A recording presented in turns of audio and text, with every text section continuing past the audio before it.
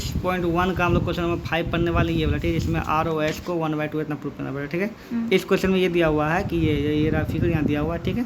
तो प्रूफ करना है कि ROS जो है, ये ROS जो है ना, ये है हाफ ऑफ QoS है ना, QoS और PoS के बराबर ये जो भी है, ठीक है। तो बहुत ही सिंपल साधारण सा क्वेश्चन है, शुरू करते हुए आना, ठीक है।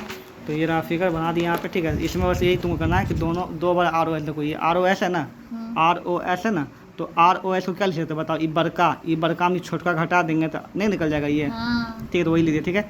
तो क्या लिखें ROP, क्या लिखें ROP माइनस POS लिख दिया, एक क्वेश्चन फर्स्ट। चलो फिर एक बार लिखेंगे, फिर एक बार ROS इक्वल टू, इस बार इससे चलेंगे, देखो बड़का ये है ना, यहाँ से बड़का, ये बड़का में अगर ये छोटका L घटा देंगे नहीं निकल जाएगा ये, ठीक है। इसका नाम क्या है बताओ, SOQ, क्या लिखेंगे ROS इक्वल टू, फिर ROS इक्वल टू फिर लिखेंगे क्या लिखेंगे SOQ माइनस, क्या लिखेंगे SOQ माइनस SOR, ये अच्छा ये तो निकालने हैं ना, ये तो निकालने हैं S, इसमें देखो SOQ, ये ना SOQ बड़का में से इसको घटा देंगे, क्या कर देंगे घटा देंगे, है ना, ROQ घटा देंगे यहाँ पे, ठीक है। यहाँ पे हो गया, तो दोनों बल निकल गया। अभी दोनों क्या कर देंगे जोड़ देंगे, क्या कर देंगे जोड़ देंगे, 2ROS हो जाएगा इधर, ROS 2ROS है, और इतना बस इतना हो जाएगा, ठीक है। अब यहाँ ध्यान दो कि जहाँ पे ROQ है, क्या है ROQ यहाँ पे है ना, इसका मान 90 डिग्री है, ठीक है। और यहाँ पे ROP का मान कितना हो जाएगा 90 डिग्री खत्म हो जाएगा, ठीक है। अब जो 2ROS बराबर माइनस POS, मतलब ये उल्टा पुल्टा हो जाएगा, यहाँ पे प्लस इधर माइनस इधर चल जाएगा, ठीक है ना। मतलब माइनस यहाँ प्लस इधर आ गया ना, ये देखो यहाँ प्लस, ये माइनस इधर प्लस है ना, तो ये यहाँ आएगा, ये यहाँ आ जाएगा, ठीक है। यहाँ पे तो इसीलिए बोल रहा है, सोडिया लिखना बस, सोडिया, ठीक है। यहाँ पर तो यहाँ पे देखो क्या हो जाएगा ROS equal to SOQ minus ये बोला ना POS हो जाएगा, और यहाँ पे 2 है तो 2 इधर कर दो तो हाफ इतना हो जाएगा, तो हाफ इतना, ये तो प्रूफ करना था यहाँ पर, समझ आ गया, ठीक है। अगला क्वेश्चन है एक्सरसाइज 6.2 का क्वेश्चन नंबर 5, ये रिफ्लेक्शन वाला, ठीक है। इसको बना लेते हैं, ठीक है। तो इस फिगर बनाने के बाद तुमको एक कंस्ट्रक्ट करना पड़ेगा, देखो जैसे डॉलर के यहाँ से डॉलर के यहाँ से, ठीक है। यहाँ पर तो यहाँ पर तुम्हारा रिफ्लेक्शन ऑफ लाइट के यहाँ पर तुमको प्रूफ ये करना है कि जो है ना, ये लाइन AB और ये लाइन CD जो पैरेलल है, ठीक है। तो AB CD को पैरेलल प्रूफ करने का सिंपल तरीका ये है कि, ठीक है।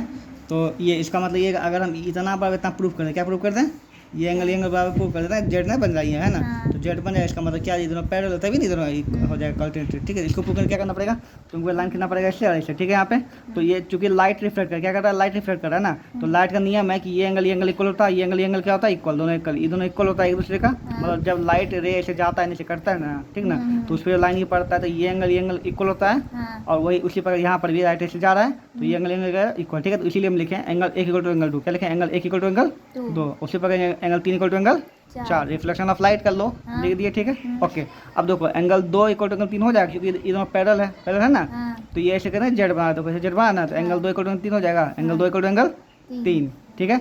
अल्टरनेटिंग एंगल, बस काम खत्म, ठीक है। अब इससे देखो इसके एंगल 1 एंगल 2 एंगल 3 लिखे ना अभी, तो एंगल 2 का जगह लिख सकते हैं एंगल 1, क्योंकि 2 और 1 बराबर है ना, तो 2 का जगह एंगल 1 लिख दिए, और 3 और 4 बराबर, 3 का जगह क्या लिख दिए 4, क्या लिख दिए 4 लिख दिए यहाँ पे लिख दिए, चूँकि 1 बराबर 2 और 3 बराबर 4, इसीलिए ऐसा हो गया, क्लियर। अब देखो इसमें हम एक काम करेंगे कि लेंगे 2 एंगल लेंगे, 2 एंगल 1 लेंगे, 2 एंगल 4 लेंगे, क्या लेंगे 2 एंगल 1 लेंगे, 2 एंगल क्या लेंगे 4, 2 ले लिया यहाँ पे ना, लेंगे ताकि हमको आगे काम पड़े, दोनों मल्टीप्लाई कर सकते, ठीक है। देखो दोनों जब इक्वल हो ना, तो तुम इसमें 2 गुना कर दो, दोनों बार 5 गुना कर दो, दोनों बराबर ही रहेगा हमें, उससे कोई दिक्कत नहीं, इसलिए यहाँ पे 2 ले लिए, 2 इसमें मल्टीप्लाई, 2 इसमें भी मल्टीप्लाई कर दिए, ठीक है। जो 2 मल्टीप्लाई कर दिए क्या हो गया 2 गई है, इसलिए एंगल 1 प्लस एंगल लिख सकते हैं, इसको भी एंगल 4 प्लस एंगल 4 लिख सकते हैं। अब ऐसा इसलिए किया हमको क्योंकि हमको क्या चाहिए कि 3 plus 4 equal to 2 plus 3, 1 plus 2 plus 1 चाहिए है ना, तो 4 प्लस 4 और इक्वल टू कितना आ गया मेरा 1 प्लस 1 आ गया है ना। तो आप देखो यहाँ पर 1 प्लस 1 4 प्लस 4 आ गया ना, तो 1 तो है ही है, 1 प्लस 2 चाहिए था हमको ना, तो ये 1 की जगह फिर 2 लिख सकते हैं, क्योंकि 1 बराबर 2 है ना, तो इस 1 की जगह 2 लिख दिए, और उसी प्रकार से इस 4 की जगह क्या लिख दिया 3 लिख दिया, ठीक है। तो बन गया, मैं प्रूव हो गया 1 प्लस 2 बराबर 3 प्लस 4, ठीक है। तो अब बताओ 1 प्लस 2 किसके बराबर है, बताओ 1 प्लस 2 किसके बराबर बताओ, BCD के बराबर है ना, BCD। तो यहाँ क्या लिख दिया बताओ BCD, यहाँ उल्टा पुल्टा हम लिख दिया, यहाँ पे लिख दो BCD, क्या लिख दिया यहाँ पे BCD, और एंगल 3 प्लस 4 किसके बराबर होता है ABC, एंगल ABC। तो इसलिए ABC बराबर BCD प्रूफ हो गया।